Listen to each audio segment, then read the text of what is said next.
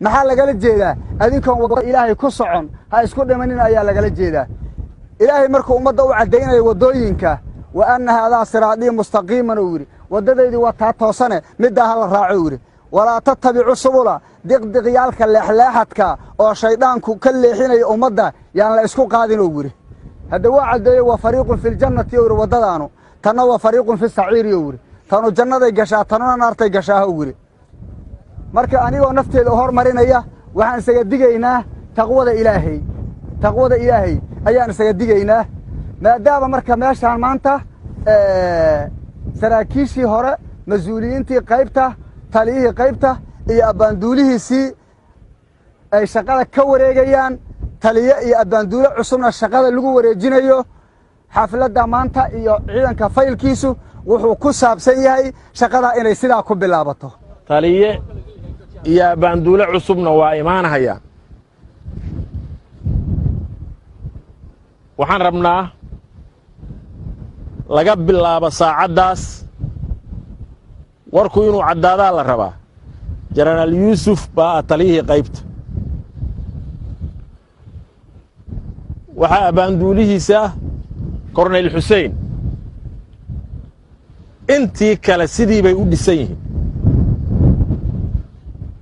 warkaas waa cad yahay soo maha annaga waxaa nugu filan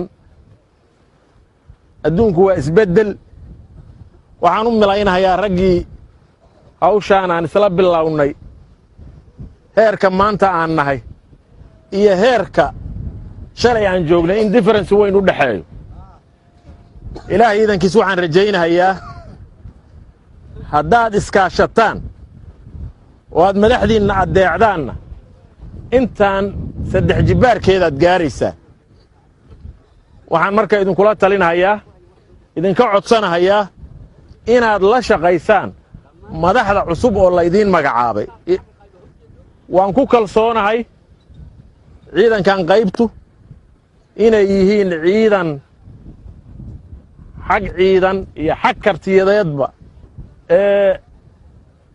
hawsha ay u dhaqaaqaan niman ka jiba keena inaad tihiinaan anugu aaminsanahay braatikana u soo arkay waxyaalaha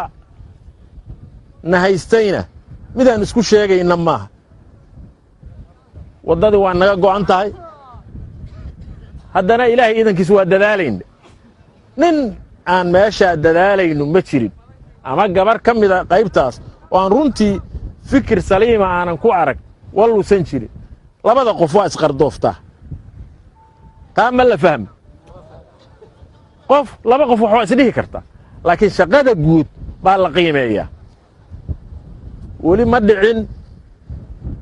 qof annagu ma qayb ahaan ma istaahilo qaybta aan nidhi ma jiro annagoo wax badan xeerinayna waxaan rabnaa marka haddii ilaahay idmo madaxda cusubna waxaan leennahay ku soo dhowaada ilaahay ha idinla garab galo adinkuna la shaqeeya haddaad tihiin saraakiil haddaad tihiin ciidan dhammaantiin waxaa la rabaa si niyada inaad ula shaqaysaan haddii ilaahay idmo annagana faataxada inaadna soo daba dhigtaan dad islaam ahaan nahay xaq baan isku leennahay muddaan wada shaqaynaynay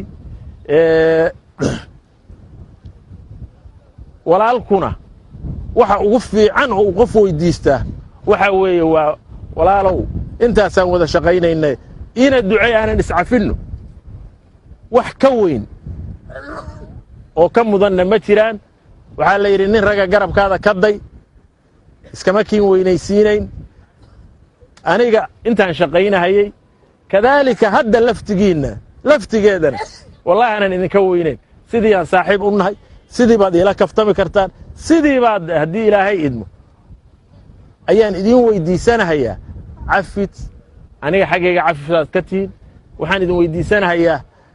berri inaan wejiga laysku dadbin waxaan idin weyddiisanahayaa intaad ii baahan tihiinaan idiin baahanahay marka ilaahay idankiis khayr badan baan idiin rajaynahayaa waxaan idinkala dardaarmahayaa dalkii amnigiisu waa ka sii darhayaa ma ahan wax cadow uu keenay qabaa'iladii walaalaheen ahaayaa isdilahaya marka arrintaas si looga baxo haddaad adinku nadiif ka tihiin waa laga baxahaya laakiin inta qoloba mar u dhuumanayso wallaahi aan laga baxay marka waxaan idinka codsanayaa dagaallada sokeeye inaad inta karaankiinna horta naftiinna ka dhowrtaan labo inaad u caqli celisaan ayaga laftigooda sidaad horay uga shaqayn jirteen ood ugu baahnaydeen oo aad gaajada iyo cadceedda iyo dhaxanta ugu jiifteen inaad heshiisisaan ayadiina inaad sii laban laabtaan haddii ilaahay waa mahadsantihiin hadda waxaan ku soo dhowaynahayaa hadde madaxda cusub welcome waa isla joognaa waa isla hawlgalaynaa in walba wuxuu galay iyo wuxuu gudo waan isbaranaynaa waxaan idinka codsanayaa bahalka qabiilka la yidhaahdo qabiil iyo ciidan isma galaan hal qabiil ah qabiilkaaga oo alif ku siin kara ma jiro alif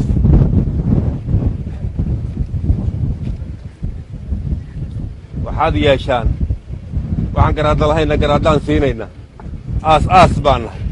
saaxiibayaal waa isbaranaynaa barasho wanaagsan waxa weeye waxaan yeelaynaa insha allaahu tirsigu iyo intaan isu imaanayno intaan hadda nooma ahaanayso hoos baan isu sii baran doonnaa haddii alla idmo waxaad tihiin haddee aas-aaskii qaybtaanaad tihiin qaybtu waxaa weeye waagii annagu qaybahaan ahaan jirnay qaybtiibaa muxuu ahay waxay ahayd intaas oo gaas waagii ciidanku ciidan ahaa 3 gaas bay qaybtu ahayd 3 gaasna waad garan kartaan gaaskiiba 3 guutuu ahaa guutadii ay 2 kun tahay marka waxaad adinkaa ka jooga hadda ciidankii xoogga dalka soomaaliyeed oo muxuu ahay haddii badankeeda leeyahay intiinaan iyo in yaroo kaleeto oo maqan insha allahu waa buuxsami doonnaa askar baan qoranaynaa ciidankaan siyaadinaynaa muxuu garaaddaan qaadanaynaa waxaan codsanahayaa inaad muxuu ahay arrinka qabiilka la yidhaahdo oo dadka dulleeyey inaad muxuu ahaa insha allaahu anna igu arki maysaan adinkana inaad muxuu ahaay dadkiinna dhallinyarada inaad ka waantowdaan aad iyo aad baad u mahadsan tihiin waa isbaranaynaa